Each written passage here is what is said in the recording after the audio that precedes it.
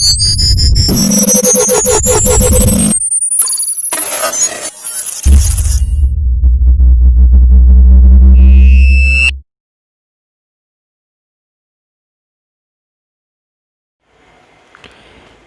Friends, I am Rakesh. Welcome to Rakesh institute of commerce. हमने पिछले class में बुक कीपिंग और अकाउंटिंग के डेफिनेशन और उसके बीच में डिफरेंस क्या क्या है उतना ही डिस्कशन किया था। आज हमारा टॉपिक है अकाउंटिंग साइकिल। अकाउंटिंग साइकिल क्या है? What is accounting cycle? ये बताने से पहले मैं बताना चाहता हूँ, जो लोग हमारे चैनल पर नए हैं वो ज़रूर हमारे चैनल को सब्सक्राइब करें और पास में आए हुए बेल आइकन को ज़रूर प्रेस करें।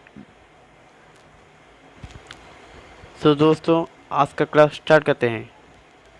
देखिए, अकाउंटिंग साइकिल। अकाउंटिंग साइकिल क्या है?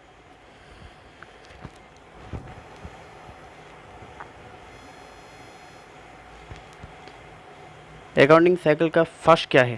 Recording of transaction. First accounting cycle में फर्स्ट ये है, जो भी बिजनेस में ट्रांजैक्शन होगा वो ऑल ट्रांजैक्शन को रिकॉर्ड करा जाएगा। उसके बाद उस ट्रांजैक्शन को जर्नल के तो लिखा जाएगा। उसके बाद लेडजर बनाया जाएगा, then trial balance, then adjustment entries, then adjusted trial balance, then सबका closing entries, then financial statement और फाइनल अकाउंट। देखिए, पूरी तरह पढ़ते हैं। देखिए,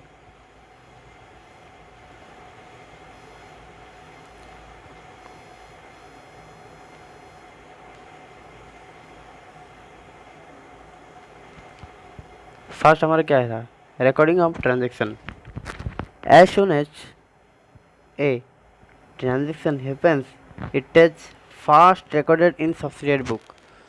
सब्सिडियरी बुक का मतलब देखिए, सब्सिडियरी बुक का मतलब देखिए, जब भी कोई भी बिजनेस होता है तो बिजनेसमैन जो भी कुछ करता है, क्या लेन देन होना या जो भी कुछ, वो अपने एक खाता में उसे लिखता है, उसे ही सब्सिडियरी बुक कहते हैं। सब्सिडियरी बुक एज ट्रांजेक्शन, वो ट्रांजेक्शन करता है ना।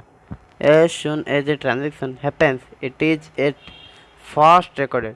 जो भी वो कुछ लिखता है एक खाता में या एक नोट में, उसे ही रिकॉर्डिंग ऑफ ट्रांजेक्शन कहते हैं। वो फास्टली उसे करता है। Then journal. जर्नल का मतलब the transaction are recorded in journal chronologically.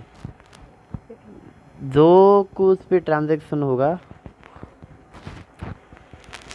जो भी कुछ ट्रांजेक्शन, फॉर एग्जांपल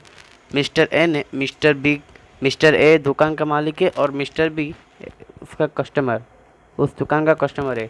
मिस्टर ए ने मिस्टर बी को कोई भी एक चीज़ दिया, मान लो एक चावल का पैकेट दिया, तो 1,000 रुपये देकर मिस्टर बी उस चावल को खरीद लाए। तो मिस्टर ए ने अपने खाता में ये लिख लिया, मिस्टर बीन परचेज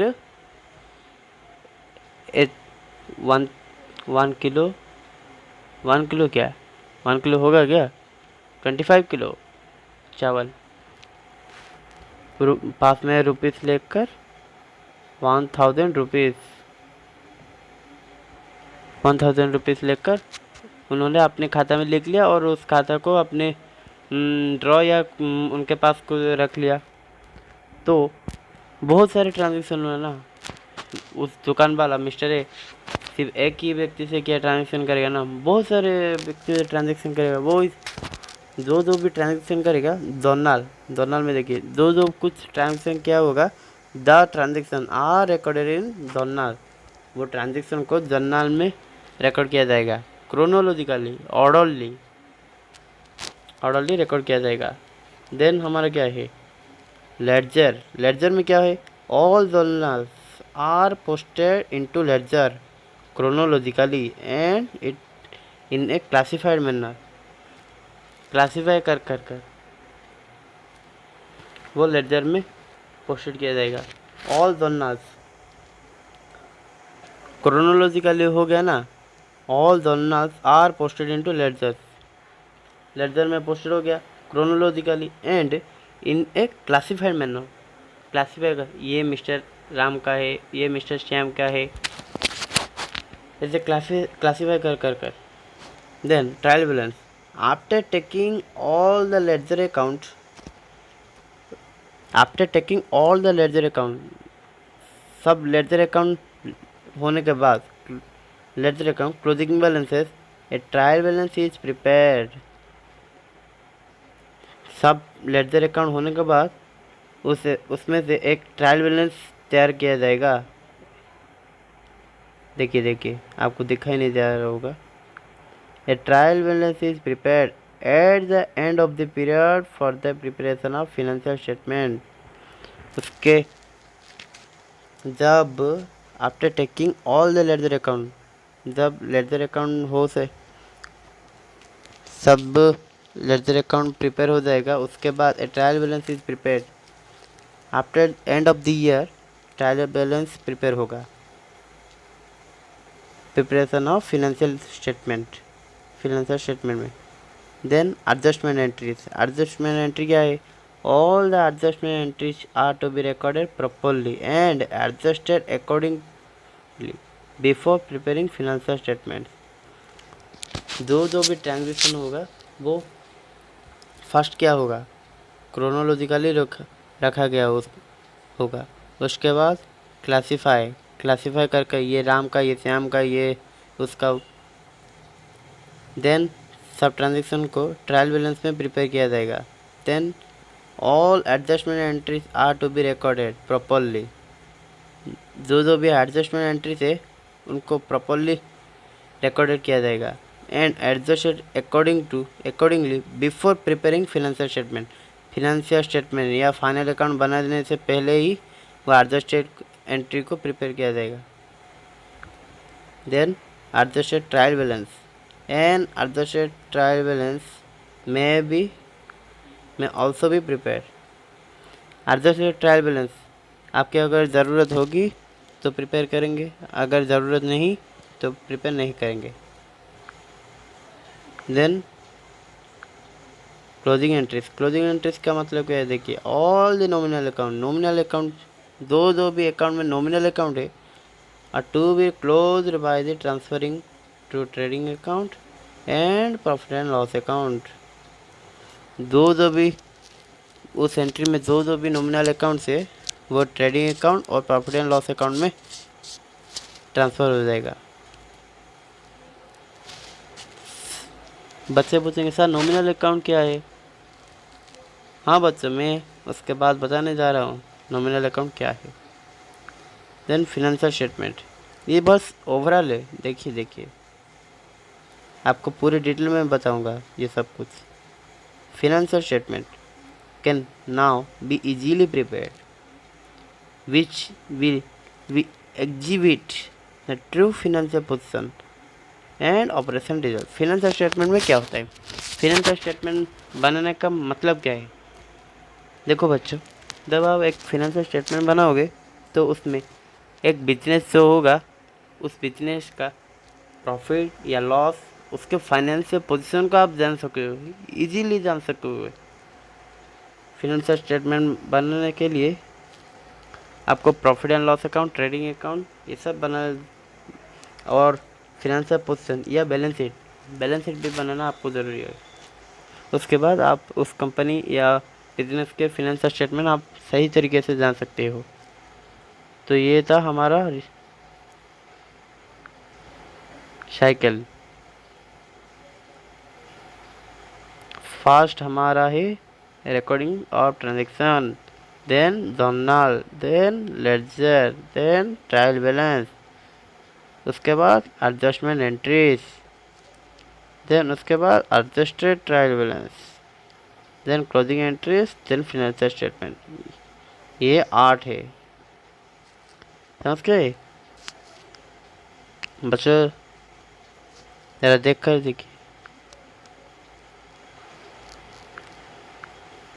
देखिए सही तरीके से।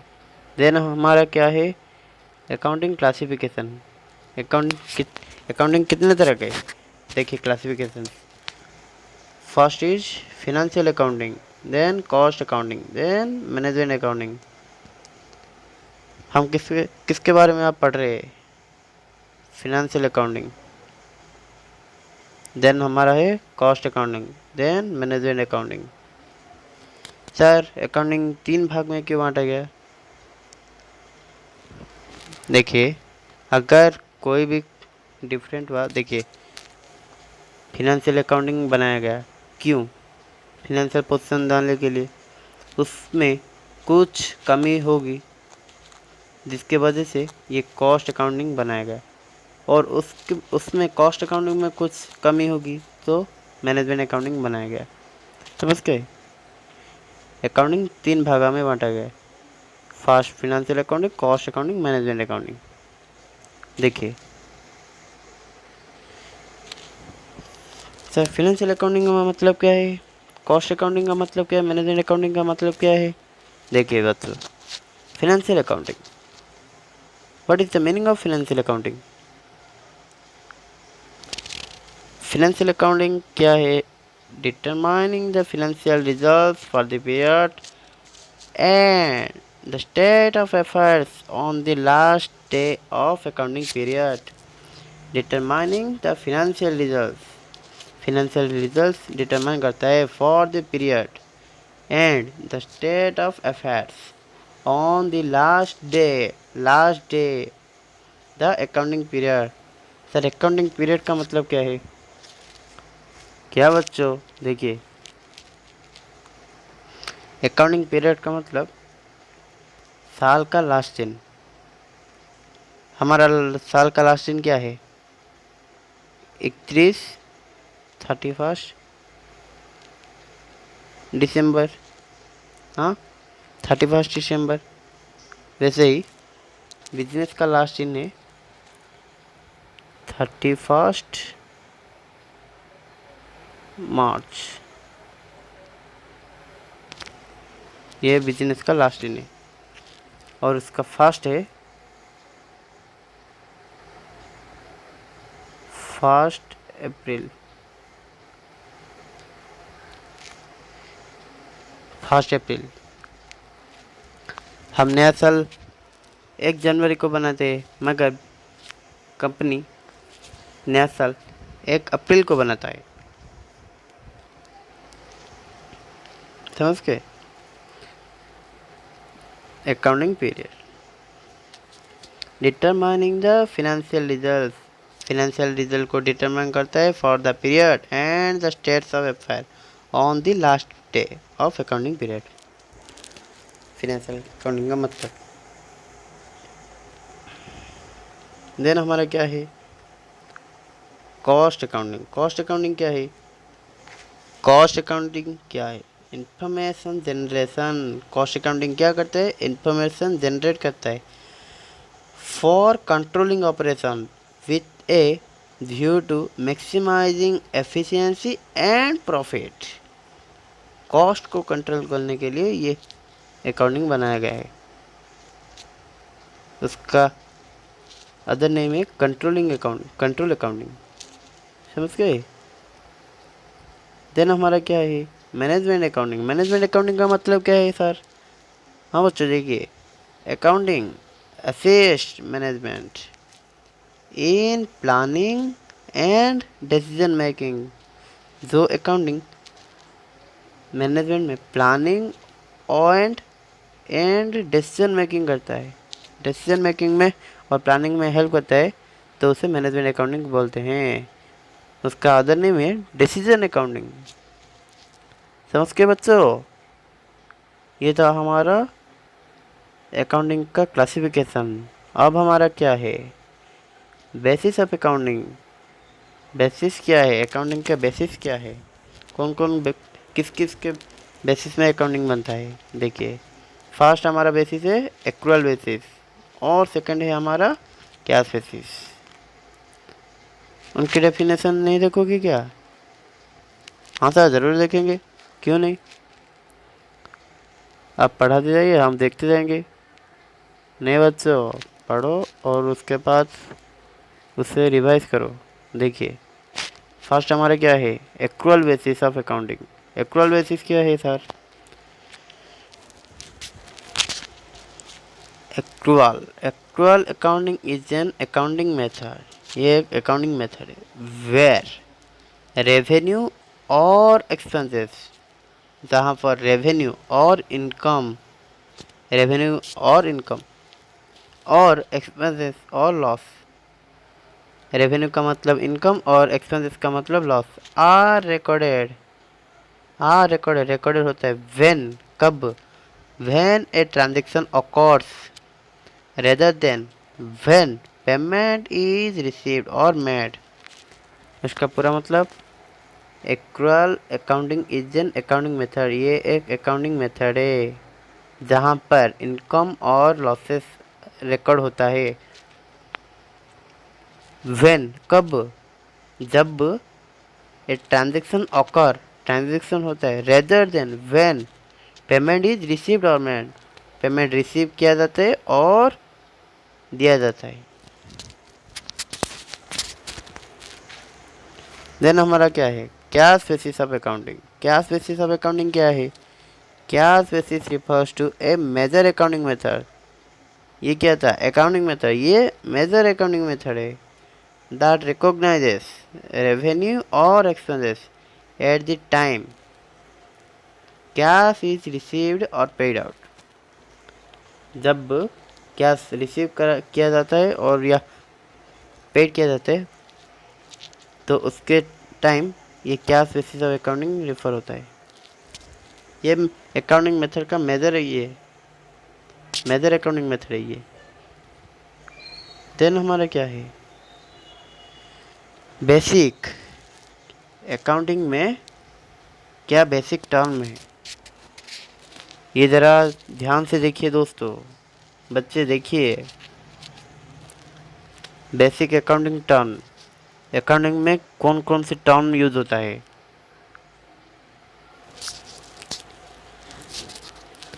ट्रांजैक्शन, ट्रांजैक्शन का मतलब क्या है सर? ट्रांजैक्शन, मिस्टर ए ने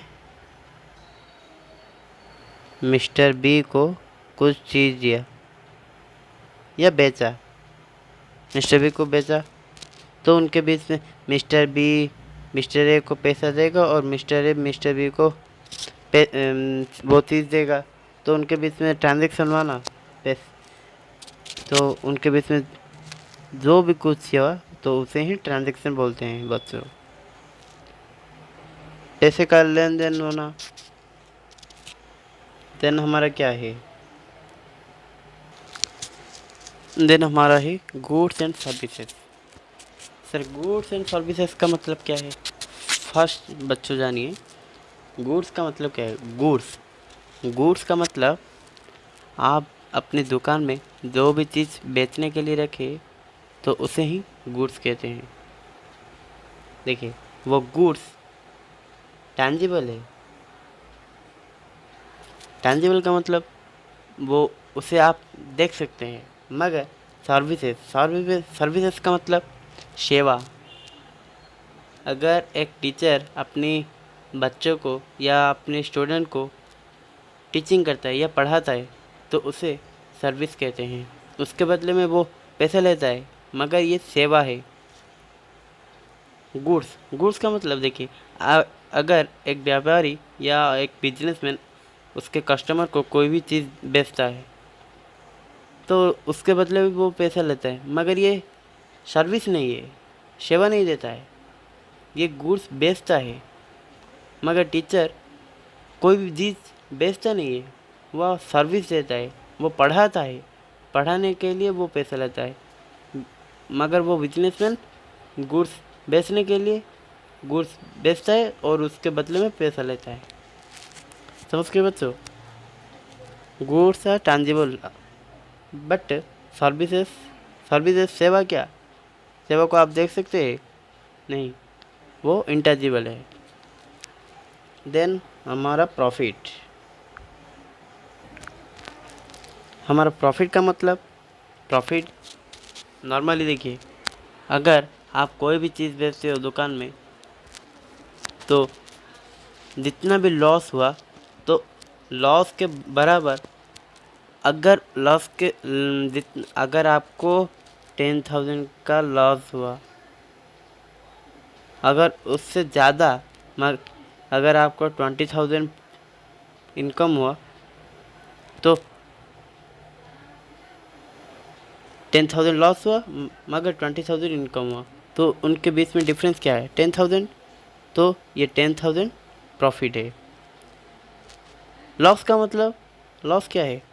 अगर आपका 20,000 इनकम हुआ, सॉरी, आपका अगर 20,000 एक्सपेंसेस हुआ लेकिन 10,000 आपका रेवेन्यू अगर इनकम हुआ, तो 20,000 एक्सपेंसेस एंड 10,000 इनकम, तो बचा वो क्या? 10,000। ये 10,000 लॉस है, समझ गए? उसके बाद हमारा क्या है? आसेट। आसेट आसेट के बारे में हम नेक्स्ट क्लास में बात करेंगे। आसेट और बहुत सारे कुछ है, हम उसके बारे में नेक्स्ट क्लास में बात करेंगे। सो अब तक इतना ही। तो मैं फिर से बताना चाहता हूँ, जो लोग हमारे चैनल पर नए हैं वो ज़रूर हमारे चैनल को सब्सक्राइब कीजिए, क्योंकि हमारा फर्स्ट वीडियो जो भी अपलोड होगा आपके पास पहले ही वो वीडियो पहुँच जाएगा। तो दोस्तों, मन लगा पढ़िए। Good bye.